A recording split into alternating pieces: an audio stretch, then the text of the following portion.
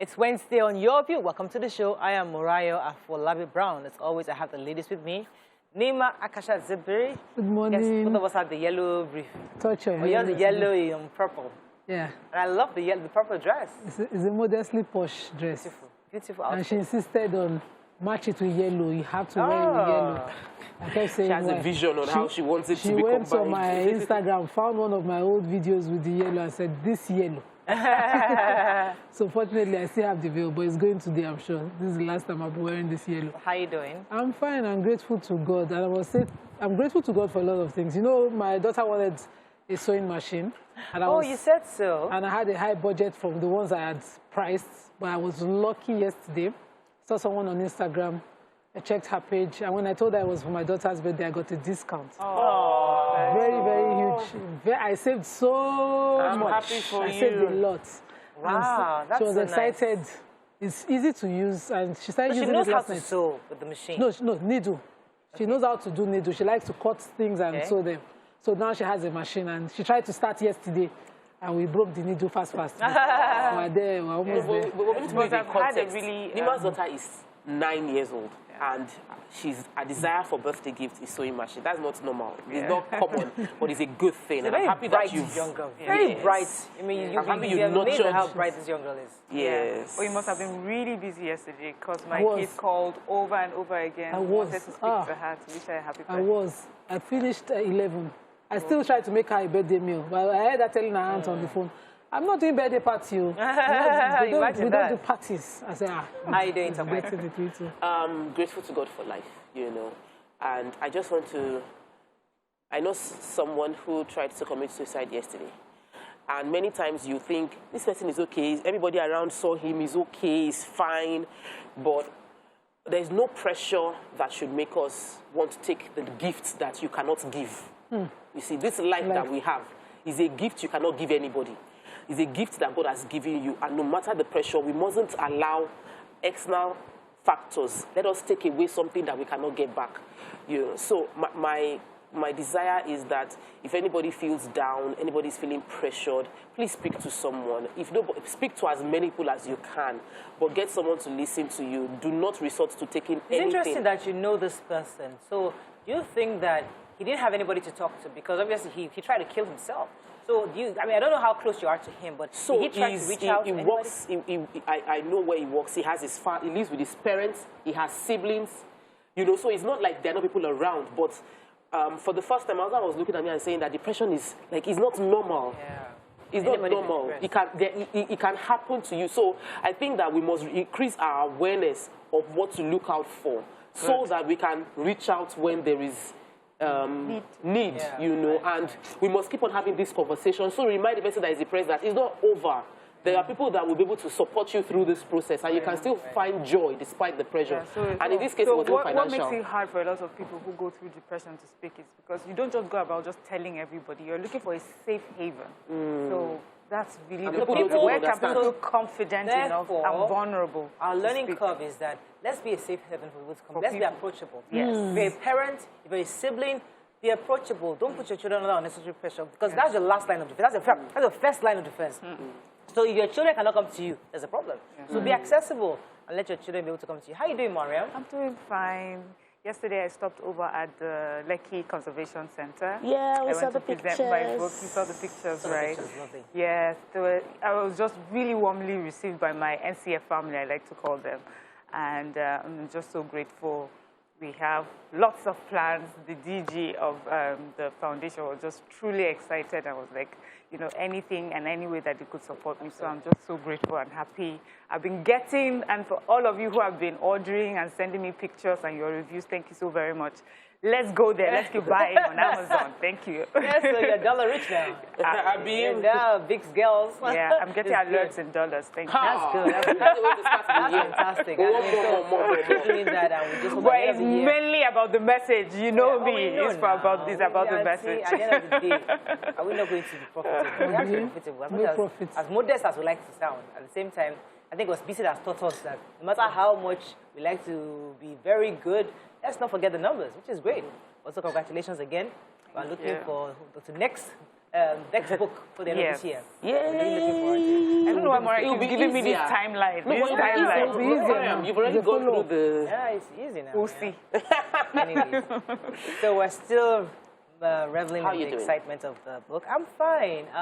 What's today? Today is Wednesday. How has work been? Work hasn't, I mean, I'm even happy that work hasn't really started. I mean, I tried to go to work and people are still in their house, which is great. So I the think one I'll just stay in my enjoying house this today. week, I think until As next in, week Monday. I put my windows down and drove to work this morning. Oh, Cool your breeze. area. Everywhere, nice air, no the pollution. Hamatan. No, they are away. They carry their trucks and left. Travel. Oh. All of them are Imagine, gone. imagine. I just But by wish- Monday, they're coming back home. No, Papa, I think usually the third week. Third week. So I'm enjoying this week. All right, let's go on a break. When we return, we go through the front pages of the papers. Stay with us. We'll be right back.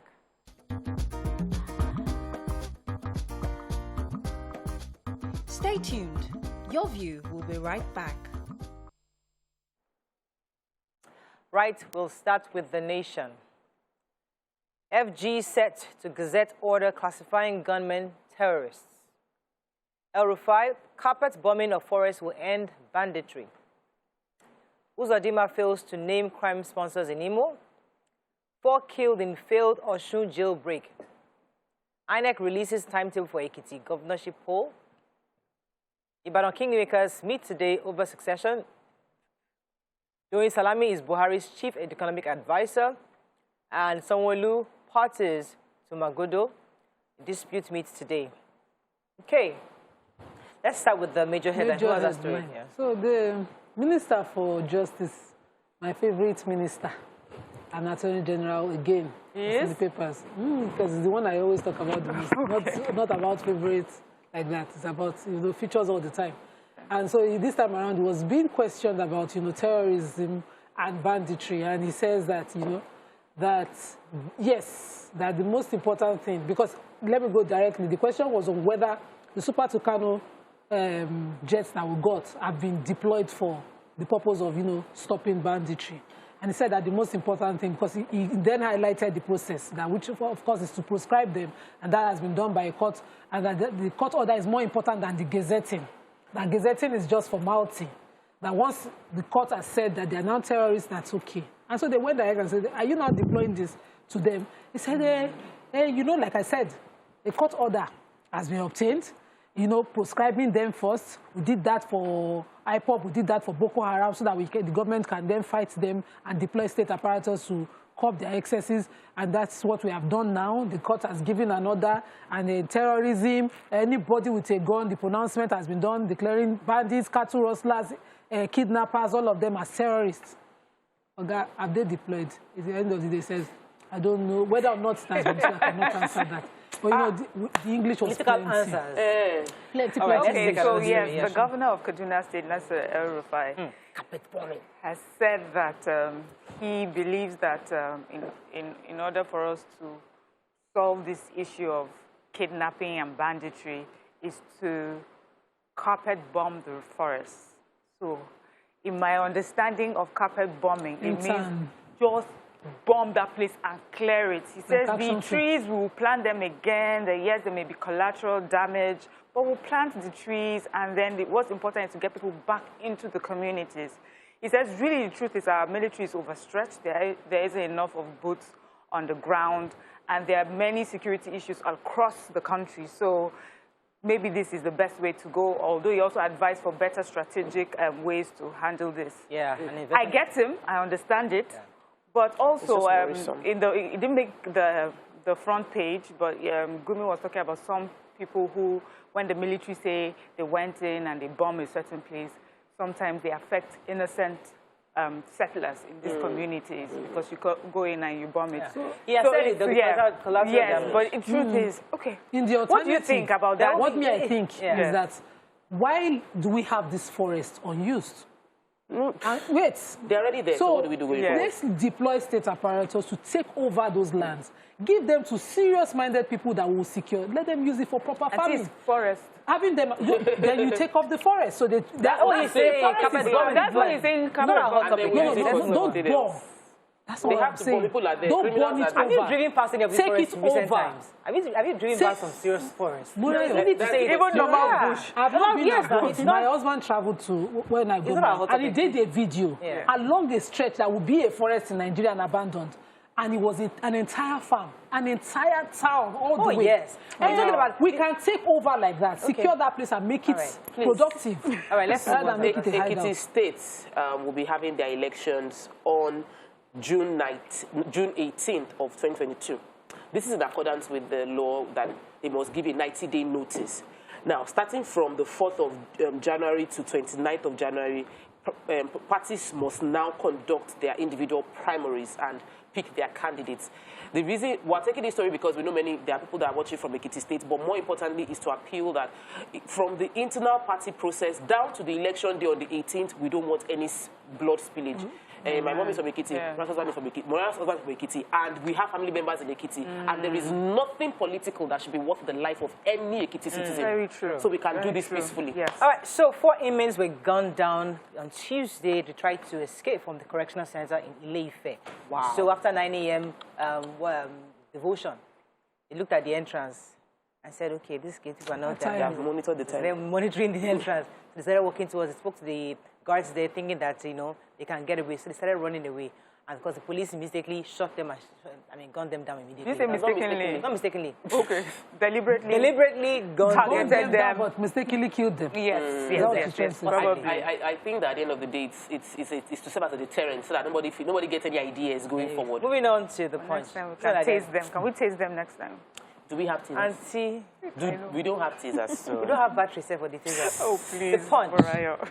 AMCON lists 7,912 names owing 4.4 trillion naira as deadline expires today. Picture of our governor, Magodo protest, Sanwo-Olu police team leader, exchange words, governor plans meeting. Magodo has become very, very popular recently. As It's on in, the news. Lagos made 14 flees with boss's 2-year-old daughter arrested in Ogun. Dana plane speeding car in near collision on Lagos Airport taxiway.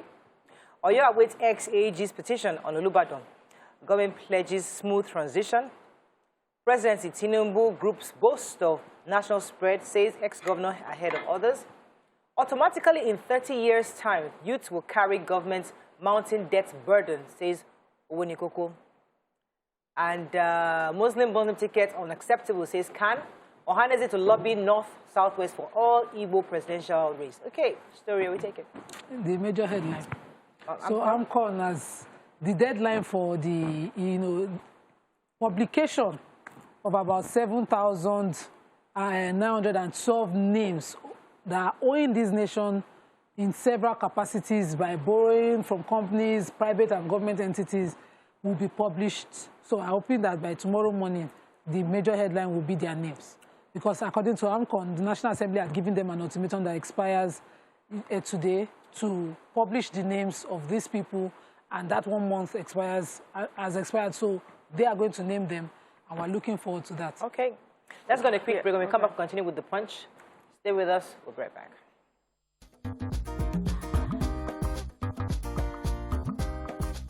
Stay tuned. Your view will be right back.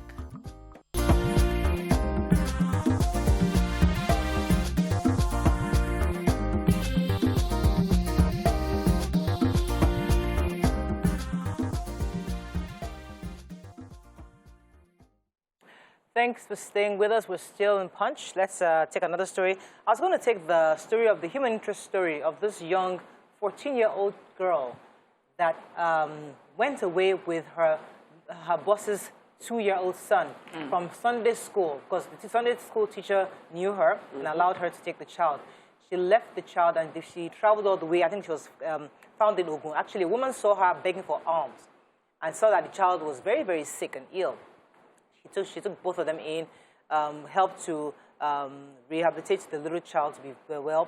Once the boy was okay, the girl said she wants to go back to Imo State. So that means she now got suspicious. I hear that you said that your parents died in a ghastly car accident and only two of you survived. That is your little brother. You know that. Who are you going to go and meet in Imo State? So she now got a bit suspicious. That's why she now went, alerted the police. And was then they realized that this girl abducted this little boy, was taking her with her en route to Imo State. They didn't tell us exactly what she had planned to do to the child, either to sell him, we don't know. But they found the child, and I'm not sure if they have reconnected the child to his parents. I'm not sure yet, but the police is still on top of There this. are many things wrong with it. That's a 14-year-old girl. Yeah. A 14-year-old girl has no business being a nanny in the first place. A 14-year-old girl has no business. We need to stop this. It's a crime. I agree. Totally. Yeah, so Ghana plane, thankfully, we averted a mishap, as it's been reported here on the 21st of December. It says that the plane was taxiing, to take off, and a car just drove right in front of it, and the pilot had to, use his brakes. He was so upset, of course, called the control room, and it happened to be the car belonged to the customs office, and their staff was driving it. Obviously, it seemed like that man didn't have any training concerning how to move around in that area. And so the management of the airport and FAN has said that they have worked on, they have updated and upgraded security around the runway. But this is not the first time that it's happened. We remember there was one Max Air as well. A car broke down just, on the runway as well. And second, there's another one that happened December 27. A person mounted a plane. He seemed not to be in his right mind, and that was the second one. It says 6 months before then, another person had carried his hand luggage and found his way to the wing of another plane. I was trying to get on the wing to be flown away. So obviously, the area is not secure as it should be. I think this says a lot about the management of FAN right now. People will be looking at you. If you have this thing happening consistently, you need to definitely look into your security and train the people that have other agencies that have to work in the airport. So there was a quick interview of Olushola Owonikoko. He's the president of the Carrington Fellowship Network. I liked what there's a quote that he said. It was an interview piece. He's a young man, and he mentioned that while a lot of our leaders are taking debts to fund salary structures without accurate, proper development. Most of these leaders are in their 70s and 80s, and that at the end of the day, in the next 10 years, they're probably retired if still alive. That it is the young people who are not allowed into leadership now that would have to find a way to pay the debts that Nigeria is getting into. A 30-year debt now will be paid for by Nigerian youths. And that is not like Nigerian youths should expect they will suddenly drastically take over the political position, but they must continue to push. It won't be drastic in 2023, but we must find a way to get our way in. That there are many competent Nigerians and young Nigerians that choose to go for elections should be voted for at every capacity so that we include them in the government. Okay, let's move on quickly now to Daily Sun. Bloody day in Kaduna. Bandits kill 9, injure 5, steal 250 goats. Uzodimma warns Okorocha, vow to clear rot in Imo. FG Malami under fire over failure to designate bandits as terrorists. 3 teenagers in police nets for attempted ritual killing in Bayelsa. Afenifere, MBF, Pandep, others endorse Southeast for president. APC convention, governors, party leaders divided over February date, and president appoints Salami as economic advisor. Okay, which story? Yeah, so in Imo State, the Imo State governor had, yesterday was in the papers, where he said he is going to name all the sponsors of, insecurity in his state. So, of course, we're all waiting. The state was waiting, and when he got there, he did not name them. He said, because the moment he said it, it became politicized. People were talking about it on social media, and so he has decided to just allow investigations to be carried out, and then let us not affect, but he went ahead to call out Okorocha, and I have to read what he says. He says, Okorocha is out of office, but he still wants to be in charge. Other former governors have respected themselves since they left office. I won't allow him to be in control. Okorocha is my younger brother. I'm older than him. If not for anything, I deserve to be respected by him. I don't want to have issues with him, but he should know that he's no longer the governor. So, Mr. Okorocha, Mr. Uzodimma, please. Your Excellencies, but also we should be careful our utterances. You don't go about saying you will name sponsors of insecurity. That's such a heavy statement. And then you say, then you don't. Then you say you leave it to the security apparatus. Why didn't you do That was the highlight of the entire thing. And then in the same voice, the same breath, you know, let's speak another story. Major headlines. Major headlines. A tiring story of killings, kidnappings happening as usual, but this time in Kaduna State. Actually, Igbagi and Zaria local government, 9 people were killed yesterday as bandits in those areas carried out the attack. Reports also included that 5 people were injured during the attack. They tried to rustle cattle and they stole 250 goats as well. In the reports, though, the military, in attacking them, were able to kill 2 of the bandits in crossfire, arrested a few, and there was a confession that there were a few other people that were arrested too, that were found to have been involved in it. They confessed to it. So I'm happy that as we're reporting this particular story, we reported the attack. We also are reporting at the same time the fact that the military were able to respond. And if we continue to see this, we might find to end to this 3 teenagers in Bayelsa were arrested, and thankfully by the youth first, who handed them over to the police. They had hypnotized, according to the report, a young lady, and took her to the room of one of them. I think I should even mention their names. So the 3 of them, Momotimi Bamisa is 15, Perebi Aweke another 15, AK Prince another 15. They are all natives of Sagbama community in Bayelsa, and they hypnotized this young lady for ritual purposes.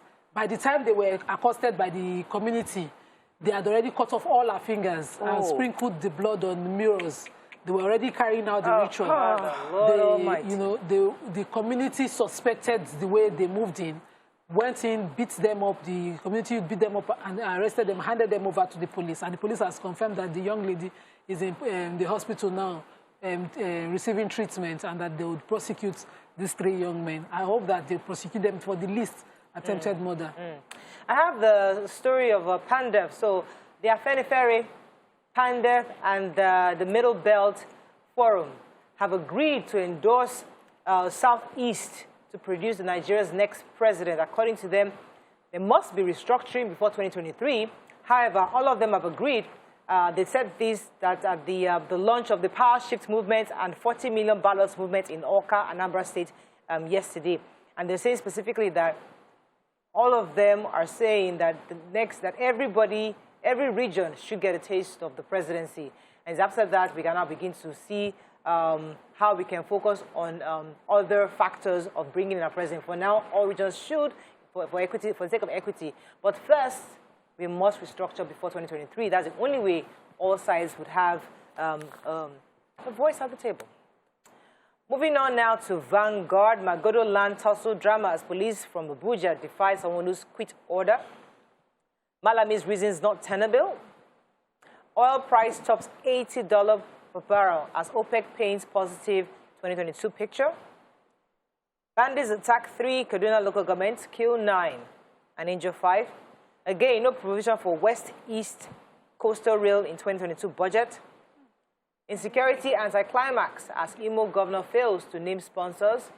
Buhari appoints Doyin Salami chief economic advisor. Okay, story. Everybody, we'll talk about take back. Okay, I guess somebody will run the Tribune. Major headline. We are keeping the major headline for hot topic. That's a hot topic later. Nigerian Tribune. Okay, let's find a story we have not taken. Yeah. Who has Doyin Salami chief security advisor? Nobody took that story. I thought you had it more. Okay, no, I didn't have that story. Gazette affirming bandits as terrorists out soon, says Malami. June 18, date stands for Ekiti governorship poll. How 42 children, pregnant women, 55 others regain freedom in Zamfara, says police. Yeah. 9 killed, 5 injured in fresh attacks in Kaduna.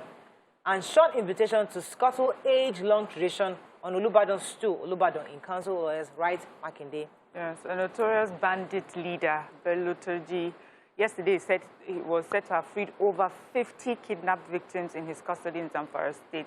This is said to be as a result of the military raids in the Zamfara and Sokoto forest. They said that he released them unconditionally, and amongst these free victims were 19 babies, several pregnant women, 16 minors. So that's good news, you know. Good news. I wanted to take That's good news that they have been released. So what they've also done is, once they have been released, they're taking for medical checks and also to evaluate them because, I mean, when a bandit just releases people, we need to be careful that there's it's not a Trojan horse. Yes. So, you know, we always celebrate stories of announcements of things that will happen.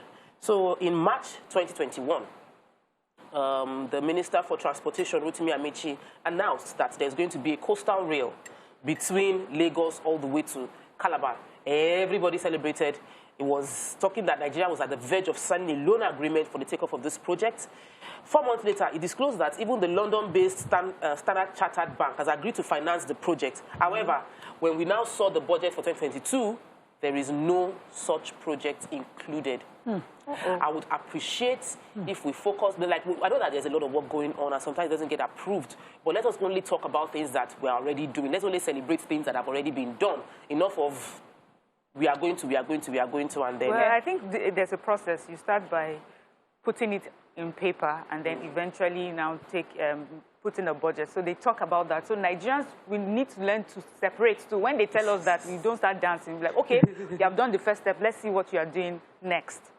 Because we celebrate immediately as well. We learned it from the white paper, remember? Yes. First you do the committee. You have to sit down and talk. We come with the communique. After the communique, we have the white paper to review what the communique said before we now begin implementation. In the transport budget, there's a 45 million naira that's approved for the review of the 25-year rail strategic plan. So we're going to spend 45 million naira to review. Still in that space of white paper, white paper, white paper. Okay, we have to run. Final paper, The Guardian. So I think we've taken also the major headline, barely 1 year to go, Buhari appoints economic advisor. And France alerts world to new COVID-19 variant IHU. I think I have that story. Let me see. We've been wondering what the name they would call the new one. Rishi. Let me even tell. I don't even know if they give us what IHU stands for. Let me see if I have that. But you say it's a new coronavirus variant and emerged in France, although France is saying that there's a possibility it came from Cameroon. They just have to find a way to... already reported about 12 cases of this variant, which researchers believe contains 46 mutations, more than Omicron. And the new variant has been associated with Cameroon, as I said, but there's little sign that it's outmatching the Omicron variant, which now makes about 60% of cases in France. So they're still monitoring this closely. And I did confirm from my local government that the booster is ready. Okay, awesome. Yes, you said you were going I was going to call the guy yesterday, and he said, go and take it. So I'm going there to my area to go and take it. By God's grace. This week, I must go and take a booster. Why by God's grace? I saw what you booster is by ready. God's grace. Okay. When Nigerians say by God's grace, it's usually that maybe not we're going to do it. Yeah, it means that. Like, maybe not, but by God will now push you to do it. Yes, because I know that our time is controlled by God. Please, we are religious in this country. By God's grace, we're going to break now. All right. Come back. We continue with the show. Stay with us. We'll be right back.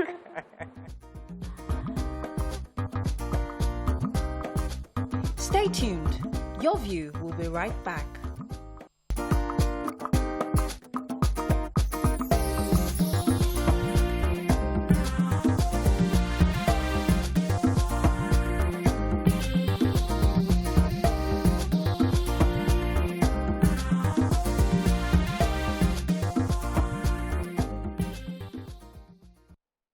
Thanks for staying with us. So if you have never heard of Magodo Phase 2 Estate, I'm sure in the last 1 week, you have been hearing about this estate back to back. Anyways, the residents of this estate area took to the streets to protest the continuous presence of policemen in their environment. This led to the governor of Lagos State, Governor Sanwo-Olu, and some members of his cabinet to come to the estate to speak with the protesting residents. At the estate, the governor asked the police officers led by the CSP to vacate the estate. But the CSP, however, told the governor that he and his armed colleagues were at the estate on the orders of the Inspector General of Police, Usman Baba, as well as the Attorney General of the Federation, Abubakar Malami. Now, the video of the CSP defying or refusing to call his superior at the instruction of the governor of Lagos State went viral, And people are saying, if the governor indeed is the chief security officer of the state, doesn't he have the authority to instruct the CSP to call his superiors in Abuja?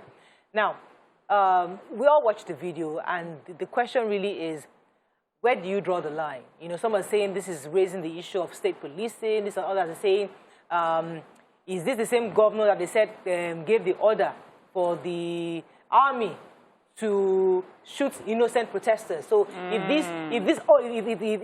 a governor of a state, if everybody is saying that this is the same governor that called for the order, gave the order for the shooting of innocent protesters, why can't he instruct the ordinary CSP to call? He couldn't make a focus. So there's been different arguments on social media, and I'd like to hear your thoughts on this. Let me call our viewers. You can call us on 081-270-53687, 091-390-76948. You can also send us messages, but I'd like some of you who have no clue of what we're talking about to watch the video, the clip, so that you can have a better understanding. Okay, so do you have a copy of the Supreme Court? Oh, I don't have it at hand here, but it's been given to them ever before now. No. It's been given to the residents ever before now. No, the court order is not with the residents, it's with the government. So the government has been given. Yes, sir. Okay? Yes, sir. So whatever court order you are talking, which you are not even competent to know, which you don't even know anything about, is not to the residents. It's a case between the supposed people and the Lagos State government. Thank you, sir. So it has nothing to do with the residents of the state. Please, can you call your superior in Abuja that you need to deactivate and you need to leave Lagos now? Please. Can you call your superior in Abuja and tell them that the governor is here and I'm the chief security officer and that you don't have any business being in my state right now and that I want you to disengage forthwith from here? Thank you very much, sir. Your Excellency, sir. I'm not here on my own orders. That's why I'm asking you to make a phone call and tell them, your superior, that I'm here standing in front of you. Make that phone call. Thank you, sir. I'm here on instruction of the Inspector General of Police to the AGF, sir. And that is why I'm here. I'm too small or too low to call them. Your Excellency, sir, with due respect, sir, you can call them directly, sir. So that they will have to leave. So Inspector General has asked you to come. I'm here on instruction of Inspector General of Police to the AGF.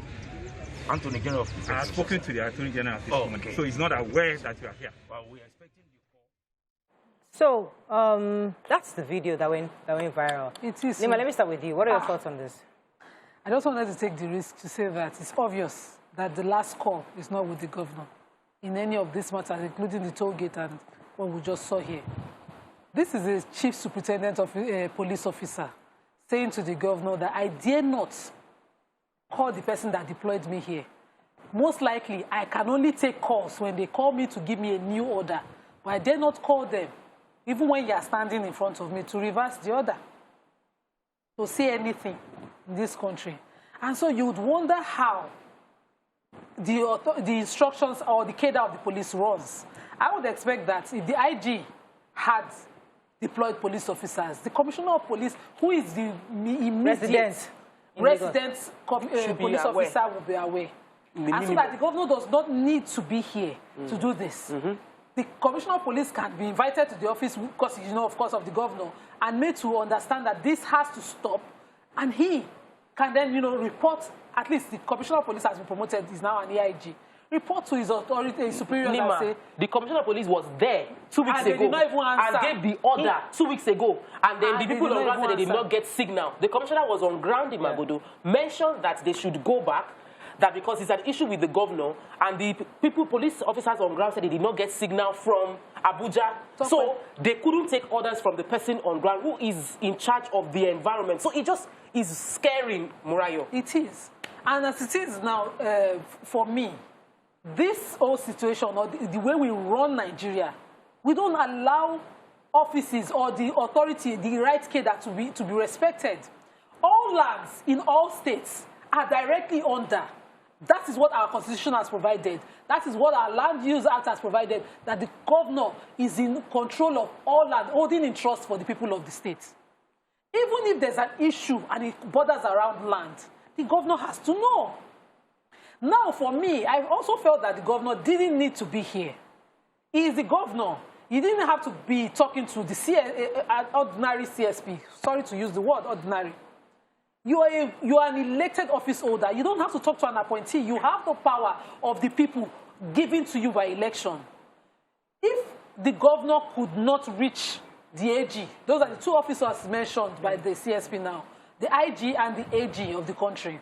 If you couldn't reach them by phone call, the presidency will not deny the governor entrance into Asoro. It's been done before. So, in Borno, when the governor of Borno, the former governor of Borno, I'm trying to remember the former governor before the present one now, had an issue of security in the state and he kept doing press briefing and he couldn't gain the attention of the executive. He went to picket Asoro. He got an attention. He got that audience.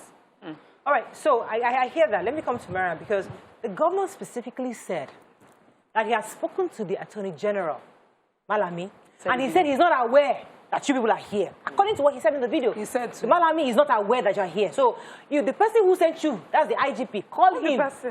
And he also said in the same video that he got a letter from the IGP, right? Possibly, I don't know what the content of the letter was, but before he could say Jack Robbins, according to his own words, you are here. So obviously, there's an instruction that needs to come from Abuja that the people on ground are yet to have. Okay, may I get the order? Okay, yeah. So see, I know a lot of people have looked at this video and said, oh, it's embarrassing to our governor. Why would he bring himself to this position where they're talking back at him and refusing to take his orders? I think our governor was being smart, in my opinion. When we talk about sometimes we say, oh, our governor is doing nothing. And I think he wanted it on camera to show that I have called people and look at, even while we're here, Nigerians can see now for themselves that he's done his part, but there's obviously someone above all of them that's refusing to let the police, that's refusing the police officers to leave the estate. So sometimes, let's look beyond these things. These are politicians. They understand how this thing works. And so right now, today, we're watching this across Nigeria. Presidency is watching it, and people are now going to ask, who is the person that is refusing to let the police officers leave Magodo? And why would you get to the point where the governor has to come on TV, come to the place? Because he could have sat in his office, made a phone call, made a few phone calls, and everywhere would be cleared. But do you think that our governor really hasn't learned his lessons from the Lekki massacre? Because if you remember, when the protest started, he came to Lekki to talk to the people and said, I will take your complaints to Abuja. And he was the good guy, right? He did that. Yes. But unfortunately, he backfired. This is a man that took your letter and took it to Abuja. This is what my people in Lagos are saying. Please, these are the 5-point agenda. It somewhat backfired on him because eventually things happened, and then they said, oh, he was what I called the order for them to shoot. Now, this has happened again within your citizens. And the same governor is going to the same place again and saying, listen, I want to help to the leader. I want you to stand down on your order. Shouldn't our governor have learned that really your conversations be directly to Abuja, not to the people on ground? Murayo, if there's anything, the governor has won my respect over time, honestly. This governor is someone that, when he came into power, there was really little expectation. People felt like, oh, this is a political game. It came as a political retaliation for someone. But he's won our respect. Yes, they told him Sorosoke. Yes, they called him names. But you cannot deny that our governor responds to people. Because Rights is a responsive governor, and that's what we expect from a leader. That you will come and talk to the people. Not that you will talk at us from your office. Not that you will say you are the political leader and they should just respect and bow before you. Our governor hasn't been like that. He comes to the floor. He talks to the people. We might not like the entirety of the reaction he got, but I like and I respect what he's done so far. So on the show yesterday morning, I called him to respond. On the ground in Magodo, people called him that, no, governor, you're not doing anything because they didn't see him. Apparently, he was acting, but they didn't see him. So sometimes you walk and they don't see you to be working. So you come and say, I am working. So that's what he did yesterday. He showed that he had been working, and he showed how his hands are tied. Learning moment for us again. The security apparatus of the state cannot rest in the federal government. It can't. Absolutely. Because when things go wrong here, you have to be waiting for signal to come when things are going bad within the state. Okay, let me go on a break because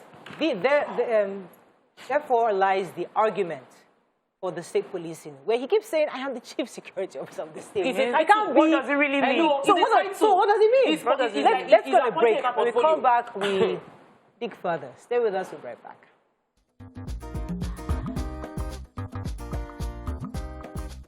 Stay tuned.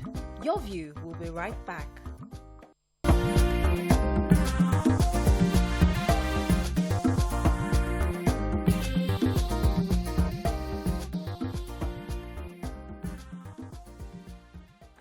Thanks for staying with us. So, the phrase that have reoccurred, even from NSAS up until now, is who gave the order? That's the same question everybody has been asking. And in the same situation, who gave the order? Now, it's suggesting like it is Abubakar Malami, the AGF, that actually possibly, or the Inspector General of Police. We're not sure yet. It's still not clear. Now, the point is, everybody is clamoring for local policing. But the argument against it is the abuse of power by the governors of this state policing. So when we see this kind of thing play out, It looks like abuse of power are we of the saying, federal policing. so where is the abuse of power in this regard? If the governor had the full power of the state, would he be treated the way he was treated yesterday? There's no solution that cannot be abused. Anything you put on ground, federal, state police, can be abused. Resort to the courts. But don't say that we have this solution. We will not take it because of the possibility of this. So what we are seeing here is that the governor has commissioner of police in his state who can carry gun, has police officers in his state taking orders from somewhere, and he's saying, I do not want an insurrection in my state. You know, if this was Rivers State, Wike had attempted to save one woman who was being, her house was in Rivers State. I'm trying to get her name. I think she was in a... He went with his own apparatus of security. They came with their gun. Obviously, he did not wait for the federal IGP to give him order. He shut down oil companies during COVID. He used his own apparatus of security, obviously not using that of the state. You see a civil governor having a conversation, telling you, please. You people will be looking for Jaguda example because it is possible. But our governor is not Jaguda. That's why. He's not Jaguda. That's why we don't want him to be we can Jaguda. kill him. That's why Nigerians will call him names. People went online yesterday calling him all sorts of names. We don't know anything. Because he's trying to be a civil person, having a conversation, trying to get to the bottom of things. Please. Yes. Gra-gra is what works in Nigeria. People are looking for gra-gra. We appreciate it. Yes. You appreciate it. I think that the majority would appreciate it. We might want the aggressive nature, but we cannot evolve in that space. So here is my own worry. We don't know who gave the order. If we are complaining that we will not give states policing, we won't give the states. We won't give states ability to police because they might abuse it. We have seen the government, the federal government situation, in an abusive environment where we don't know who gave the order. There is a court order in a case against Lagos State government, and then they came to take possession, not with the government, not in a conversation with the government, but on the ground. Who gave the order? Did you even hear the conversation between the governor and the CSP? The CSP's mentality was like, we told the residents that we are coming now. The governor said, you don't have this business, you don't have to business with the president. So the case between me, the government, and the family that is saying that they want the land. The police was also being abused in this case. You know, we've heard several times where powerful people will want justice for themselves and use their power to get the police to do what they want. And that is the abuse of police. So it is not for... The question goes back to, yes, who gave the order on this? We need to know, number one. Number two, who is going to benefit from this issue? Who is benefiting from this issue? There's somebody, when it comes to conflict resolution, for you to resolve a conflict, you need to look for beneficiaries from that conflict. So who is benefiting from this if this conflict resolves in their end? Okay, so I think we should also make it clear that there's supposed to be a court order saying that the families that own this area have been given their land back, right? So they are working on the order of the Supreme Court. That's why they are there. So I don't want us to make this conversation to seem that someone just abused the police to carry out like a personal vendetta, you know, against a certain people. There is an order for the family to take. So their presence there is legal. Their presence there is based on the order from the Supreme Court. At least that's what the family members keep saying. According to the court ruling. Yes. They are giving them 500 or so plots, right? But wasn't specific as to which area. So the police is there to enforce the court ruling. No. The police is there to enforce the court ruling. Okay. That's why the police is there. Yes. And that court ruling came from the Supreme Court, came from Abuja. Yes. And until they get a message from there saying that they can leave that place, they cannot. So what is the court ruling? What is the court ruling? What is the court ruling? For what I understand, yes, and what the families keep posting and talking about is that the government has given them the court ruling to reclaim their 500 plus of land in that Magodo estate. So I don't know if there's a specific area that they have given them. But for the police to be able to come to enforce it, it means that they have a paper or a court ruling. Because we see that they have been marking some houses. All houses. So, yes, so they are there not because one person sat down.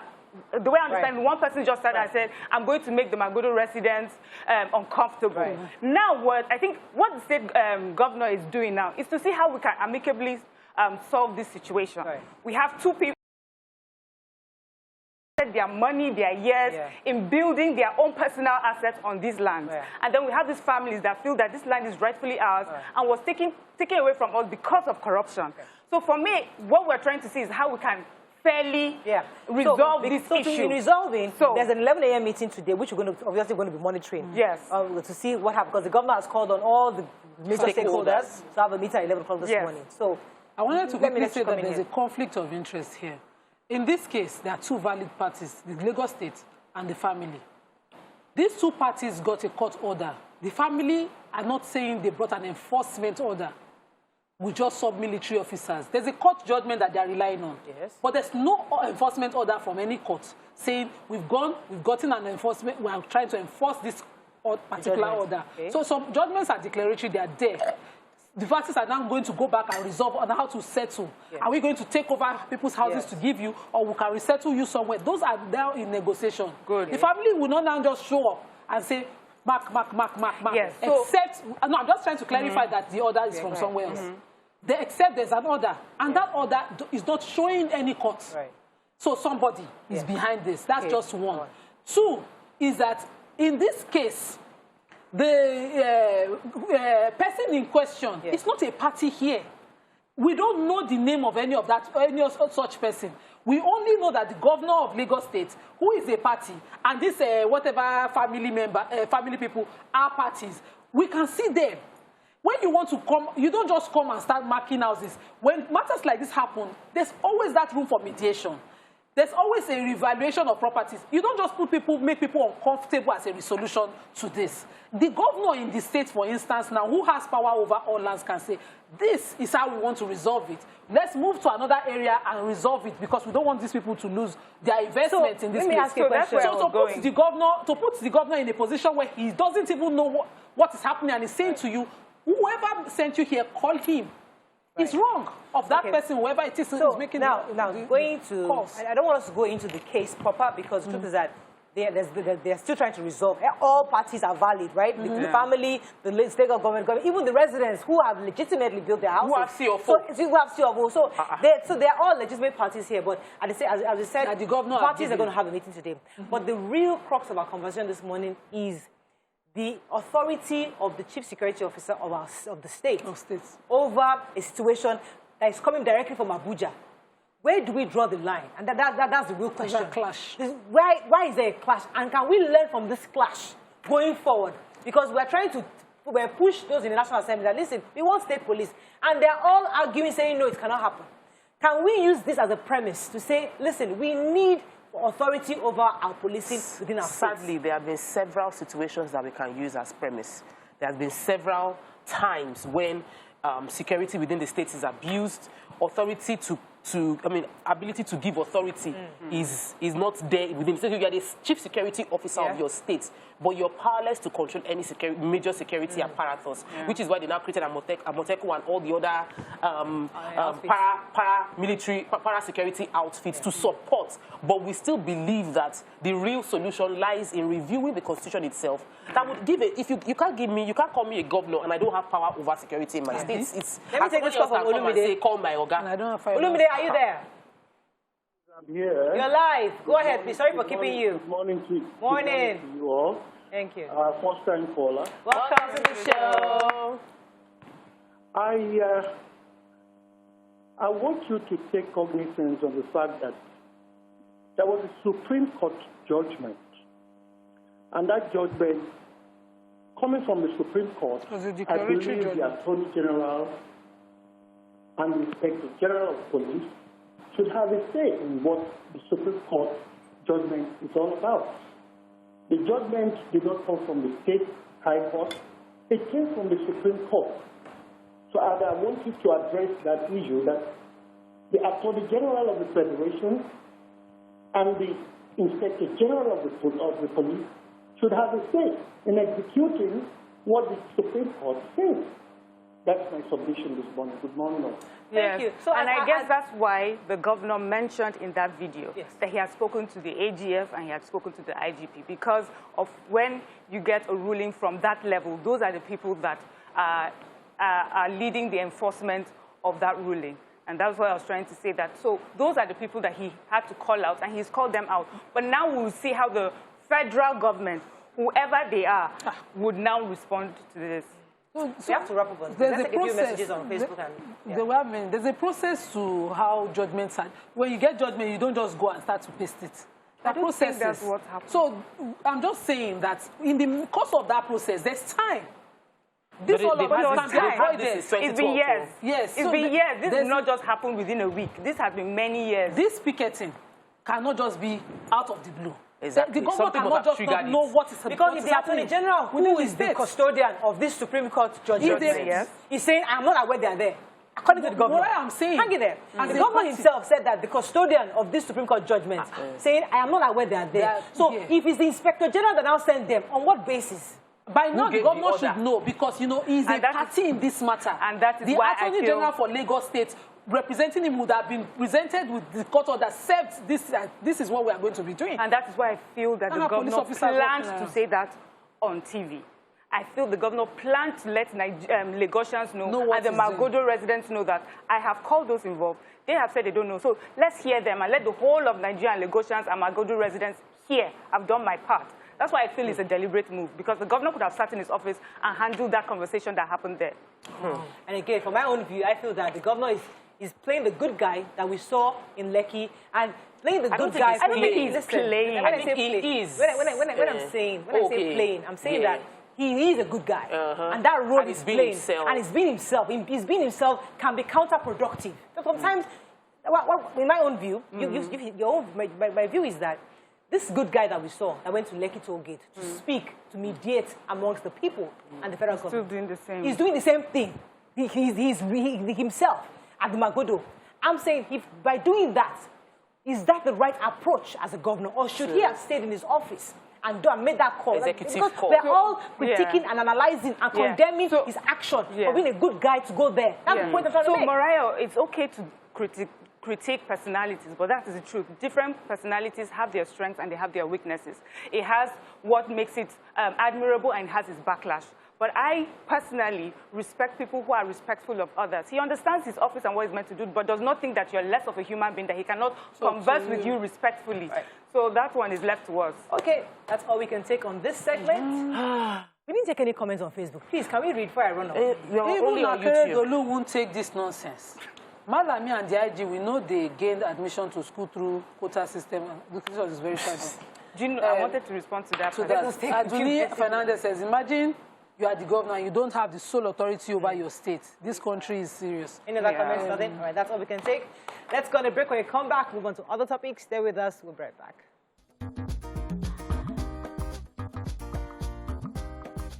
Stay tuned. Your View will be right back.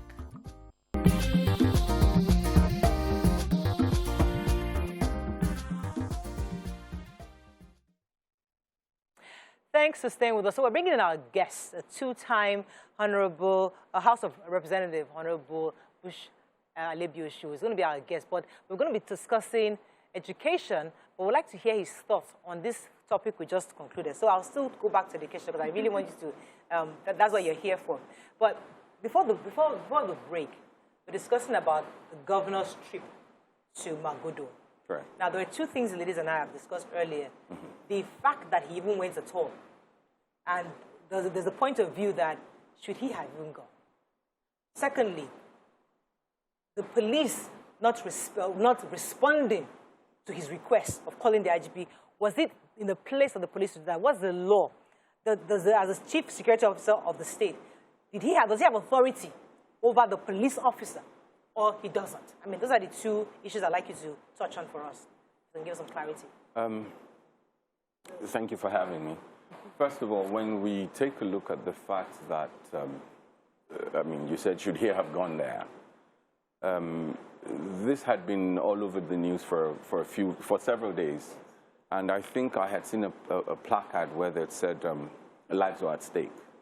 And the duty of any government is to protect lives and property. And also considering the fact that Alausa, the seat of government, is just right around the corner. Right. What reason would he have, or would he have given not to show up?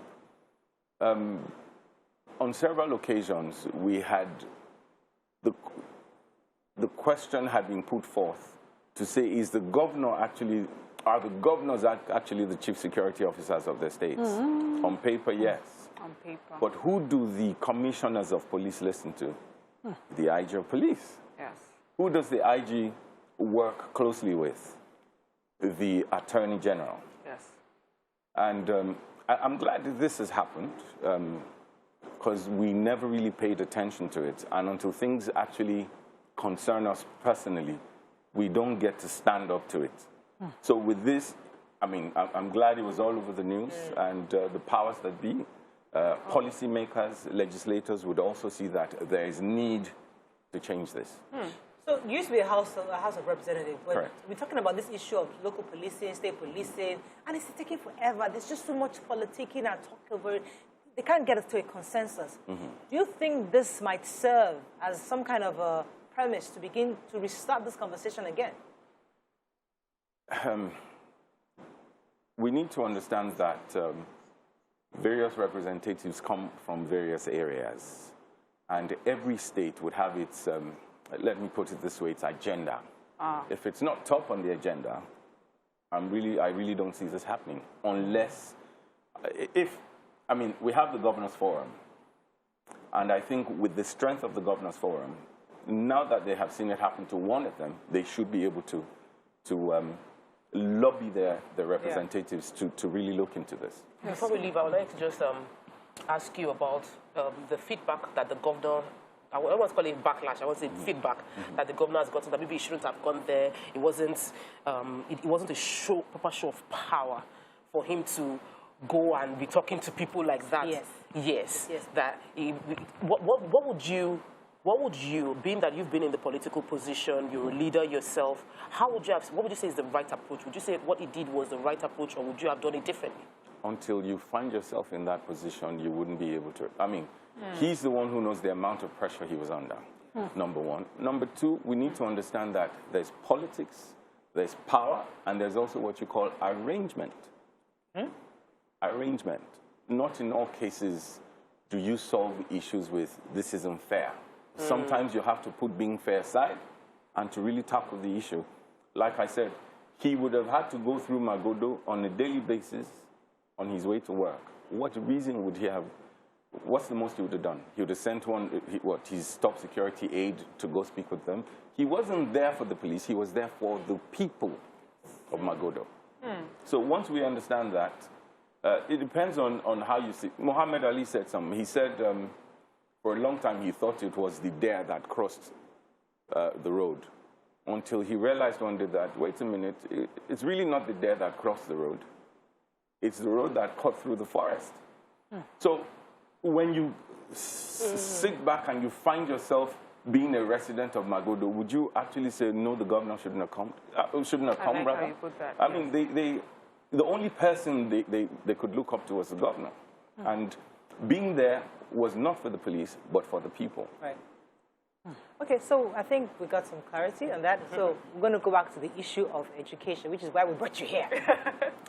You know, as a two-time member of the House of Reps, we think that a lot could be done in our educational sector, from basic all the way to tertiary, and even to the other technical schools.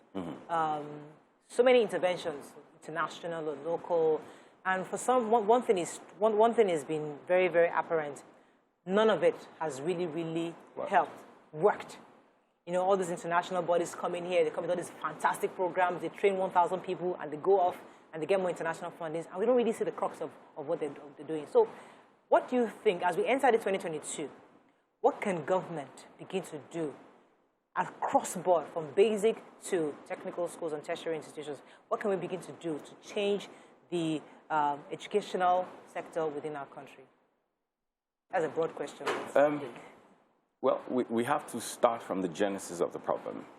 And I would say that in the process of looking for a solution, we found a problem in the educational sector. The ECOWAS was established in 1975. Nigeria is a signatory to the ECOWAS Treaty. This guarantees the freedom of, you know, goods, services, and all sorts. If I remember clearly, in 1983, there was a problem of unemployment, a scare of unemployment. Government came up with a policy to protect its citizenry. They decided that some foreigners had to leave. If you think back, you would remember that during that period, we had white teachers, we had Ghanaian teachers, we had Togolese teachers, Lebanese, Indian teachers. Yes. Some of them came in search of work. Some of them came with their husbands, who were expatriates then. And we had the best from everywhere feeding into our educational system. And we had proper standards. We also had a currency that was practically almost at par with the pound.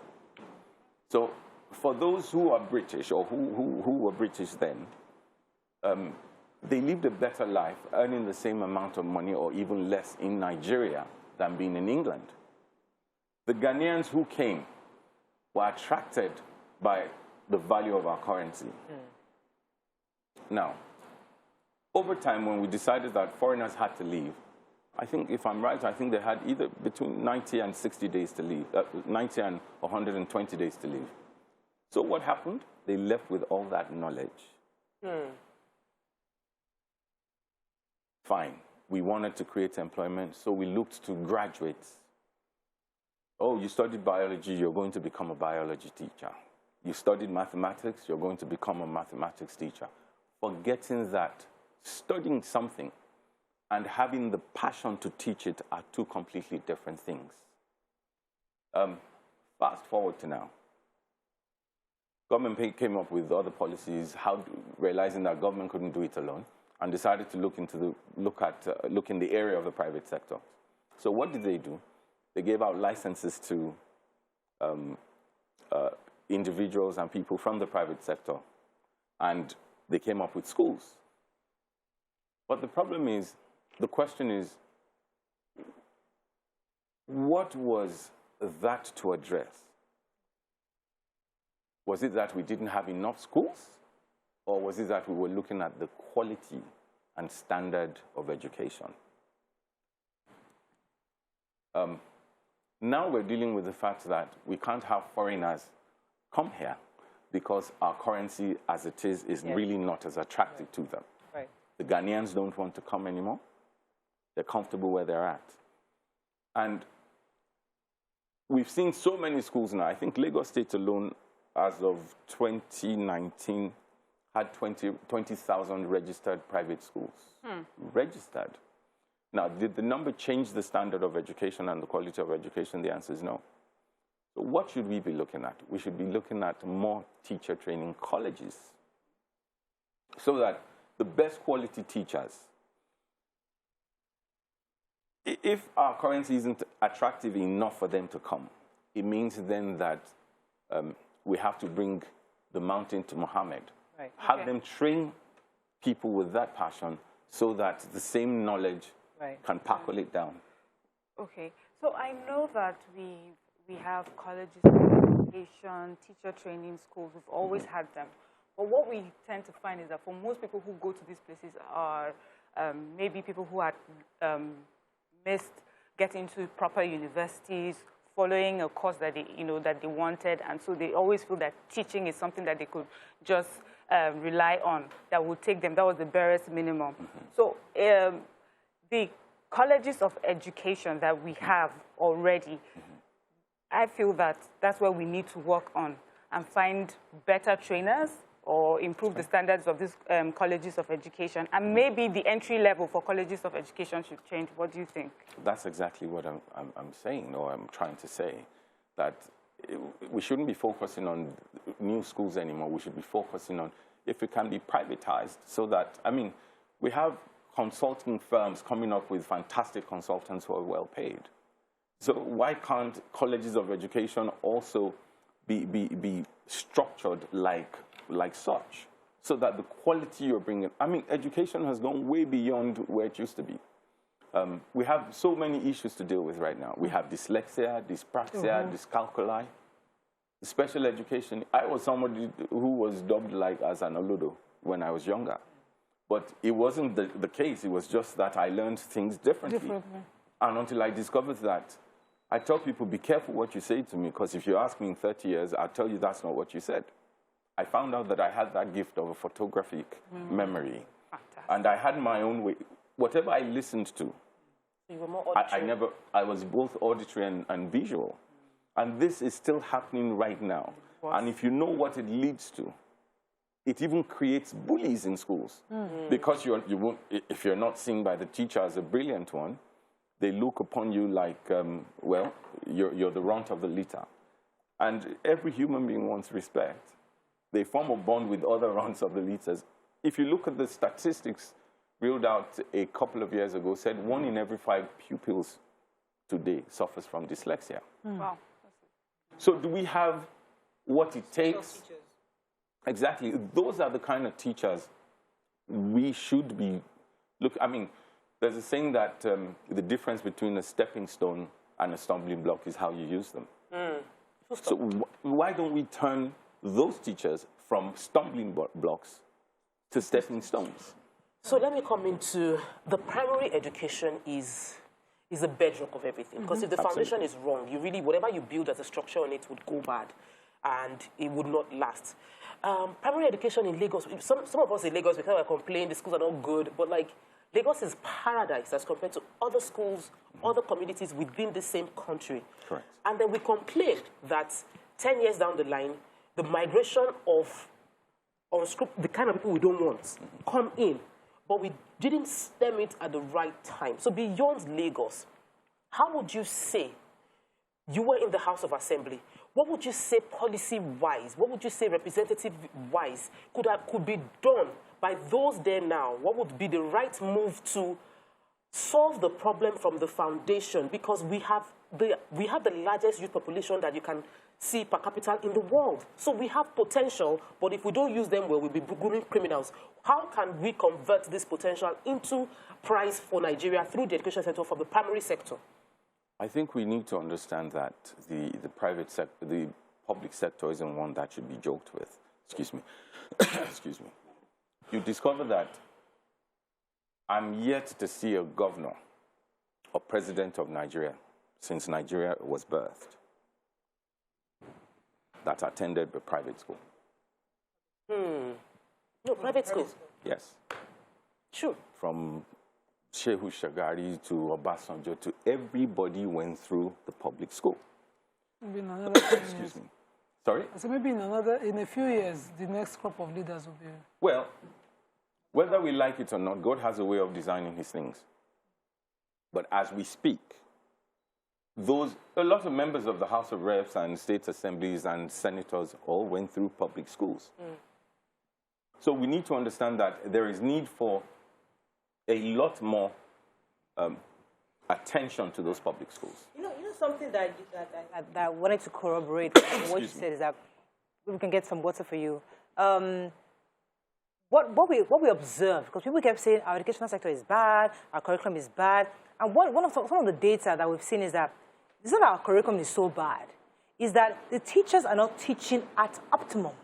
So what we found is that, for example, in basic education, back then, before there was some intervention, a teacher would go to school, write on the board, primary school, write on the board, right? Expect you to copy on the board and just tell you your assignment is this. And she goes out, I go and run her own business, or go and buy, go to the markets, or go and, you know, or send you the child to go and buy rice, or go and pick beans, or something silly. Correct. So the problem is that the children are not being taught. So we have a functional curriculum, but they're not being taught appropriately. I don't know. So like, do you agree, or do you think we have a fundamental problem with our curriculum? On a regular basis, we look at constitutional reviews. It means that we understand and appreciate the fact that from time to time, there is need to review the Constitution. Yes. With our curriculum as well, necessity is the mother of invention. We have to continue to change our curriculum to fit into the times. That is on one side. So do I think the curriculum is weak? I think it needs to be rejigged. And also the quality of teachers. Now, they don't come from Mars, they're from Nigeria. Yes. Culture also plays a major 100%. role. Culture plays a major role. Let me go on a quick break. When we come back, we continue this conversation. Stay with us, we'll be right back.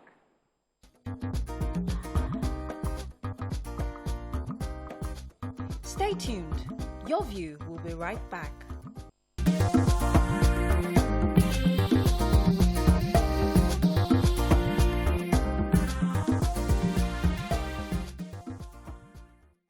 Thanks for staying with us. We still have Honorable Dio Bush. That's the famous name. Everybody knows Dio Bush. Alebioshu with us. He's a two-time member of the House of Representatives, and we're discussing how we can reposition education system in Nigeria. Nima, would you like to jump in? So I listened to you, and for me, I've always wondered how Nigerians lost what nurturing, because I will not want to call it education, a child is about, policy-wise. So this is not about the home, but about the society. How children will go to school, and all parents and society worry about is the certification. So over years, the need for certification was overridden every other very important thing, which included the way a child needed to learn, the total output of a child at the end of the day. So we in Nigeria, we have plenty of certificates. Everywhere you go, people have masters, there's doctors, and they're not masters at anything. And we go to countries like Finland and all of that, and we see from the very small child. China. No education. Don't even go far. The Beneye that we're not going. You know, people have skills. They know how. You're a teacher and you're teaching a young child. You already know how to manage a child. I sat with the teacher once and he said, this one cannot collect prize, though. It's these ones. These are the ones that can collect prize. Wow. And I'm wondering, and you're a teacher. You know, and I saw another one once at a training, talked to her ward and said, you run fast, Jerry.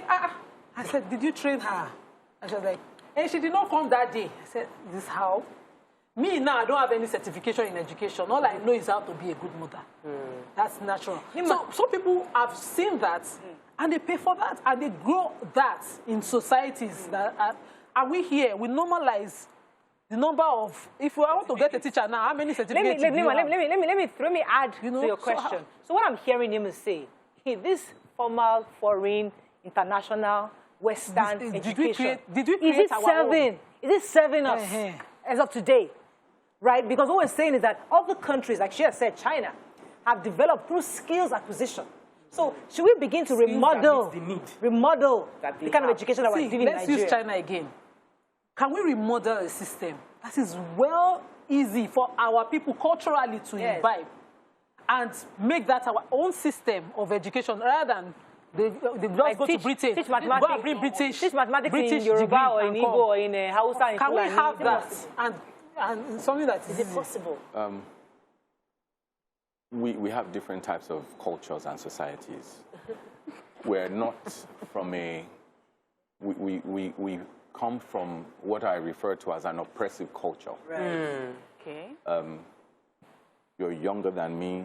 I'm better certified than you. We just said that from the government. So we have moved from the target to distractions.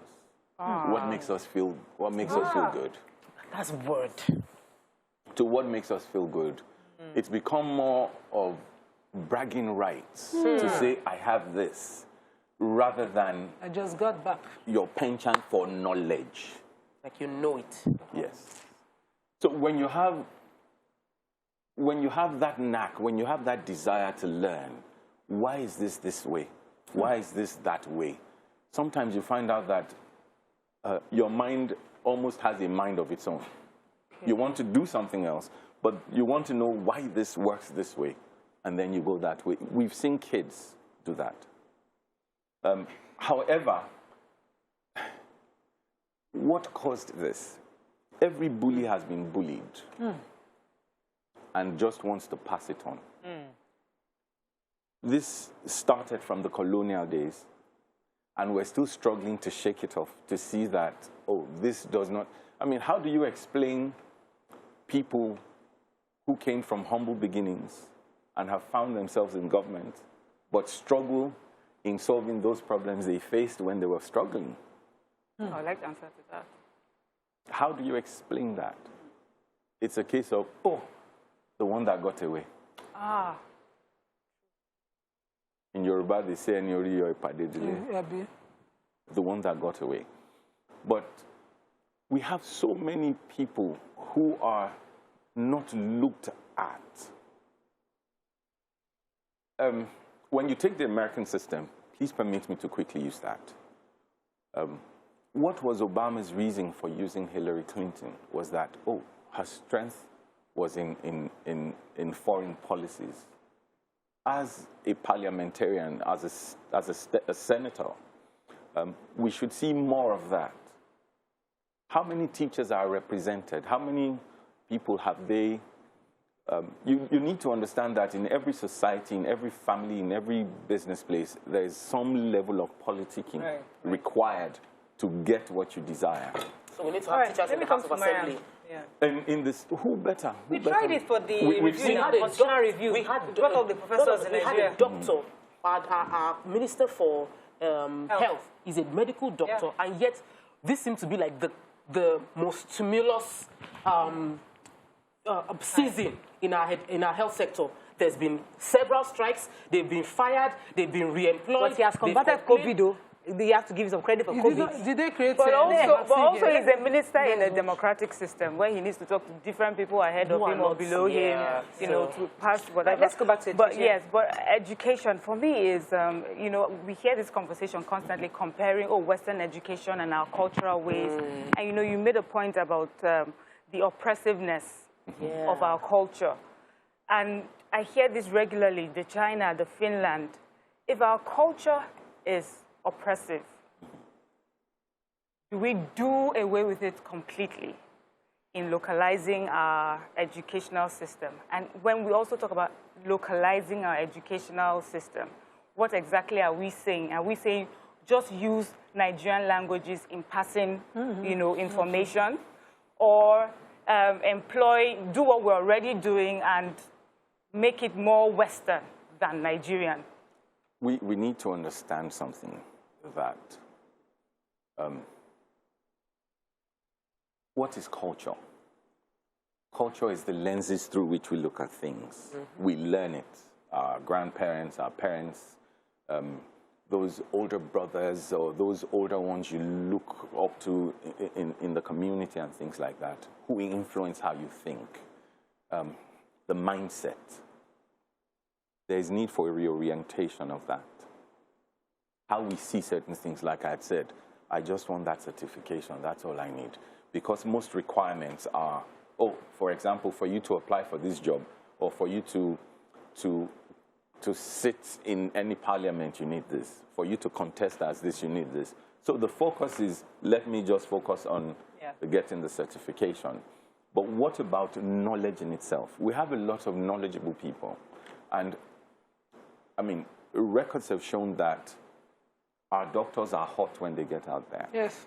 Where did they learn? Here. Yeah. It's Western education. So, yes, whether we like it or not, Western education, I mean, you're referring to Finland where they're doing amazingly well.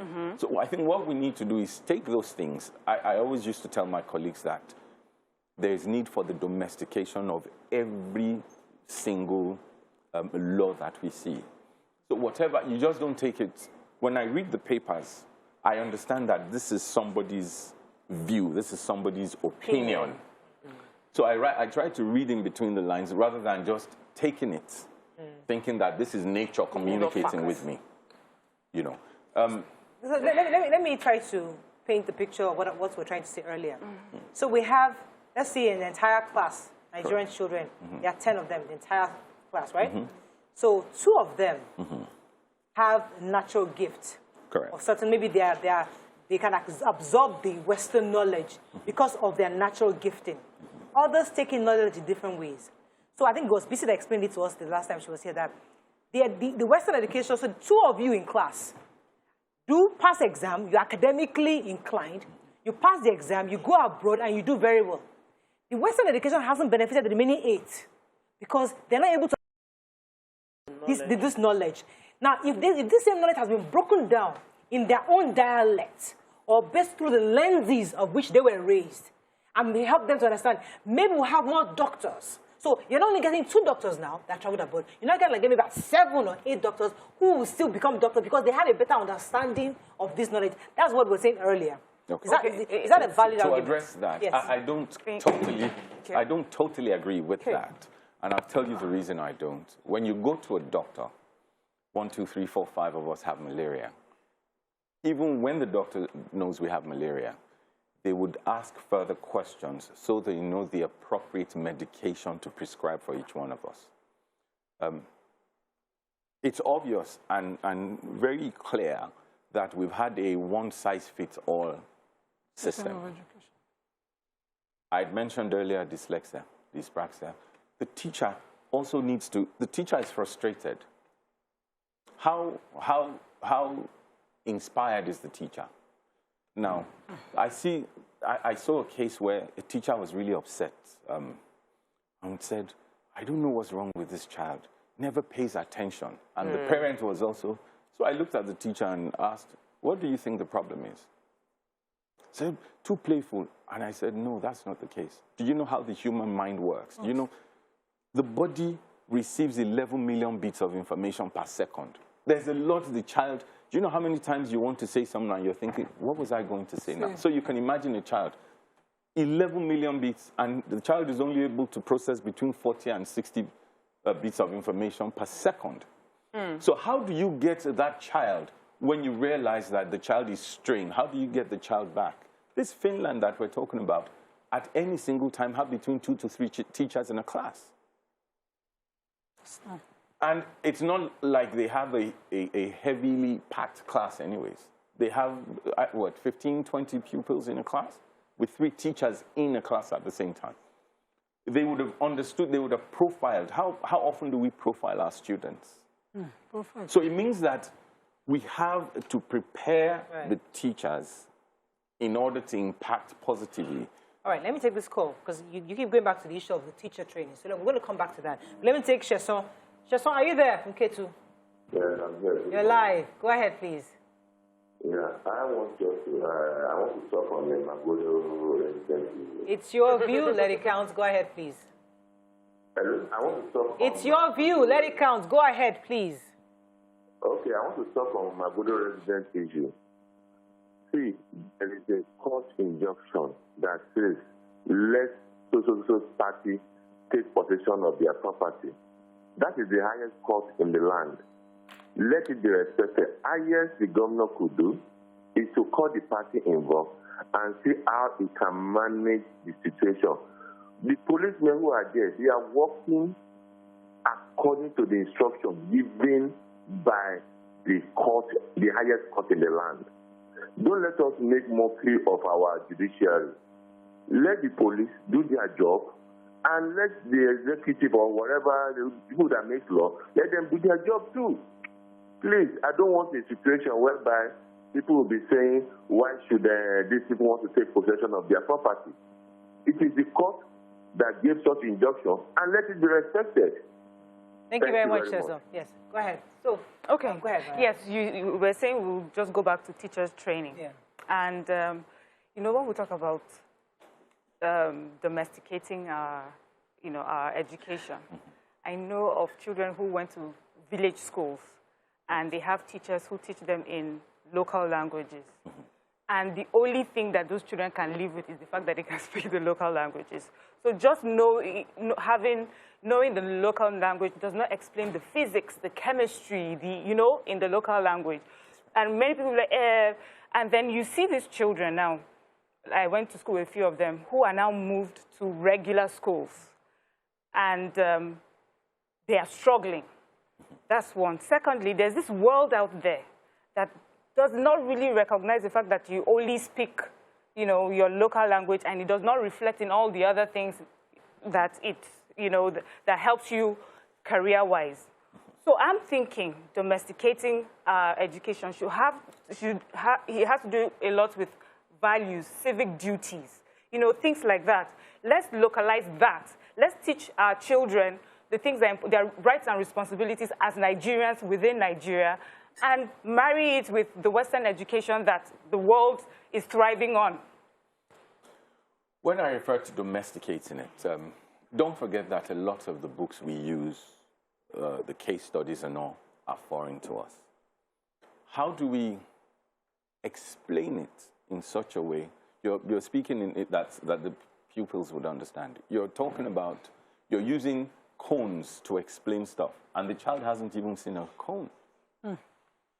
You're saying, oh, if you have 3 kiwis and you add 2 foreign fruits, the child probably doesn't even know what a kiwi is. That was what happened in my primary school. You've thrown that child away completely. Doesn't happen anymore. So how do we domesticate it and explain in Agbalumo? But to say that, I mean, for crying out loud, our lingua franca is English. I remember I saw something trending, a friend of mine who's always very happy to make sure he whoops me in line, or to challenge me in a good way, you know, a positive criticism. And he showed me a video that was trending then about some guy who was complaining about how the Chinese were doing all constructions and this and that the problem now is that the Chinese don't speak English, and they would come do this and go away. And he said, oh, he's making sense. And I said, absolutely not. You have to prepare yourself. You have to prepare yourself to achieve what you want to achieve. I know a gentleman, I met him a few years ago, who left America just for the purpose of studying Chinese, went to China, came back, and he's practically a subcontractor in Ibadan, doing marvelously well. He didn't allow his inability to speak Chinese stop him from getting to where he was going. So if you have to adjust. What I think we're saying, sir, is that, first of all, because we've seen Indians who can't speak English, Chinese, and they are there building cars and bread. So the point I think we're trying to make is that, can we understand the problem we have, first of all? We have a problem with inventing in this country. We need our people to find solutions to recycling, for example. We have tires, we have bottles everywhere. So we want them to understand. Maybe we can, if we domesticate the learning or the teaching of these things, what we say that we can solve better problems, because the few of us that grab it, we go abroad and we come back. But the majority that don't grab it are saying, listen, I want to know this thing, but they're smarter. Many of them can be smarter, but I was telling somebody that, let me not talk about it. Why? Please, sorry, Nima. Doctor, I'll come to you. I'm so sorry. Let me take Florence Shaw. I'll come to you. Florence Shaw, are you there? Yeah. You're live. Go ahead, please. Good morning, ladies. Good morning. Great job. Yeah, concerning the education system that we discussed, I happen to have traveled to China where I did my MBA, and I was involved in the academic sector too. What happened there is that they use one thing that I really I was able to understand is they use their language, which gave the students in-depth knowledge of what they're saying. For example, when I was doing my ONG in Nigeria, we were taught by an Indian. And one of he did something that was so unique that I couldn't forget. In physics, there's what we call mu. Mu is the smallest measuring unit for math. And now, when this man taught us, he simplified by explaining that as if we should imagine a mosquito perching on a table and causing a dent, which is, you have to really imagine it deeply before you can understand it. And since then, I couldn't forget the definition of mu. And this is what Nigerian teachers have not been applying. Most of the time, what they do is to read and point away. Now, either the student could get the concept clearly or not. The next thing is to go for exam, and then they expect you to just pour it down. And when you do that, how do you expect the students to have gained knowledge? It's difficult. And that is why, if we are going to really go far in this our education sector, I will suggest two things. First of all, can we try to see if we can use our traditional language to explain things to some students so that they can, I'm not saying for the exam, I'm just for the explanation, so that they can get the in-depth knowledge of what they are teaching. And then the second one is that, do we have the technology? Can we improve our technology of teaching? Thank you. Thank you. That's an amazing contribution. I feel that my children and many of the children that are born in Lagos, their first language is English. So they think in English. You can't say you want to now teach them in Yoruba. But for those that their first language is Yoruba, it might be easier to explain to them in Yoruba. There's an interview, very popular interview that went viral from Elon Musk, and he says that it doesn't make sense, and Ima mentioned it, to say a child should cram a fly and draw the fly. That was biology for us. So I cram what the heart looks like, and I draw it, label all the arteries. But I really don't understand that if one artery is blocked, what is the avenue to open it up, and what will I do? So I don't understand the aerodynamics that I can borrow from how a fly is structured so that I can create my own aeroplane from that. So the idea is not for us to identify knowledge for recollection, but knowledge for creation. And it is the overhauling that we need to do. There's another part. I'm into real estate. I need skilled people. So I have a surveyor, somebody that studied survey in the university, but does not know how to do the job. Your surveyor is hearing you. No, I'm not saying, I'm just saying, like, I'm talking generically. Like, you've gone to school to study it. You've spent 5 years with strikes, 7 years in the university, and you are finished, but you can't actually do the job. So we're losing skills to people from Benin. We bring them in as bricklayers because our boys are not doing the job. We're bringing them in as... And they don't understand English, but if you tell them this is the line, they will set the line and they will do the job. So how do we give the jobs to our own people and train them to be able to meet the needs of our society? Because we do need people to have skills to render the services. I think we're just moving from the blame from, it's like we're kicking the can down the road. That's what we're doing. You mentioned India. You have to, what's your policy? What's your national policy? What is the intention of your nation? India is speaking English, their language. India is exporting education to where they would pay the kind of money they want. And these are the Americas, the Englands, and so on and so forth. They're not going to go speak Hindu there. When explaining, you can use any example. I'm dyslexic. And I'm able to communicate things by using practical things that they can use. That comes down to the skill and ability of the teacher to communicate. Absolutely. So you got into where I wanted, because when the caller called earlier and talked about, you know, a language thing, we are past the language thing, just Absolutely. as Tope said. But the things that are common in our environment are better examples than what is in the picture. So my son, for instance, thinks a puppy. You can play with a puppy. Anywhere you see a puppy, they are friendly. Ogbeni, Ajani, you know? So localize examples. As a teacher, you're teaching a child, even when you're speaking the lingua franca, can you make an example of if somebody goes to the river to fetch water with 3 pots, and put it in a drum to explain volume. To explain, can you localize our system? Because every time we see a curriculum adjustment in Nigeria, it is British curriculum. Some schools even flaunt it. Whereas we're not localizing the things that are easily available, so that a child that is under the lantern reading would, while reading, be able to make an example of things around and say, okay, I get what I'm saying, what my teacher is saying. And I think that where he started from already sort of that we need to go to the teachers. So we're talking, we're talking about policy. You just mentioned now that it has to be a national policy. Our national policy. And I was thinking, who are the drafters of these policies? What are they looking at? Are they saying that everything that comes, all the time we localize laws? I see that. Oh, really? And you know, when I was studying, I would rather make it about a thing around me than what is coming from abroad. Can we do that We're running out in of our time. policies? Let me let you have a final response to that so that we can wrap up the show. We can't use one size fits all. In a class of 25 pupils, you have to profile them first of all, so you know what the problem is, rather than just saying, oh, this is the problem. For these kind of people, how do we solve the problem? For these kind of people, how do we solve the problem? For these kind of, I mean, if you like, speak English to, or speak French to somebody who deals with dyspraxia or dyslexia. I keep going back to that. 1 in every 5.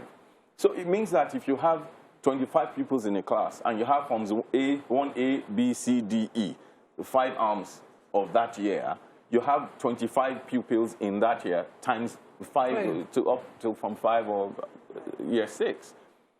Once that is sorted, the next thing is, we have phones here. We all have phones, and our phones have cameras. We take pictures with them, correct? Yeah. But does that make us professional photographers? No.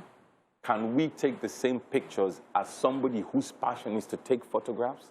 That's exactly what teaching is like. When you bring somebody who has studied something to come and teach, it's different from somebody who set out and said, all I want to do in my life is to teach. So it's not enough to be a good mother. Well, she would support the process. You have to train the mother to be a teacher as well. She was teaching. We have to wrap up. I think we've been able to hit we've been able to come home with the message. At the end of the day, it's about the teachers, ensuring that we don't just want people who are passionate about certain things, but have been trained to, because that's the only way we can begin to start to properly educate Nigerians to get the results that we desire. Absolutely. Thank you very much, Honorable Bush. Thank you for having me. Sorry about the water. It worked fine. All right. Thank you. That's all we can take on the show. We'll be speaking to a 2-time member of the House of Reps, Honorable Dayo Bushura Alebiosho, and we've been discussing education, repositioning education in Nigeria, and he has taught us and reminded us that the role of the teachers is extremely important. We begin to teach teachers to be able to raise the kind of leaders that we hope to have in the future. Have a great day. We'll see you tomorrow. Bye for now.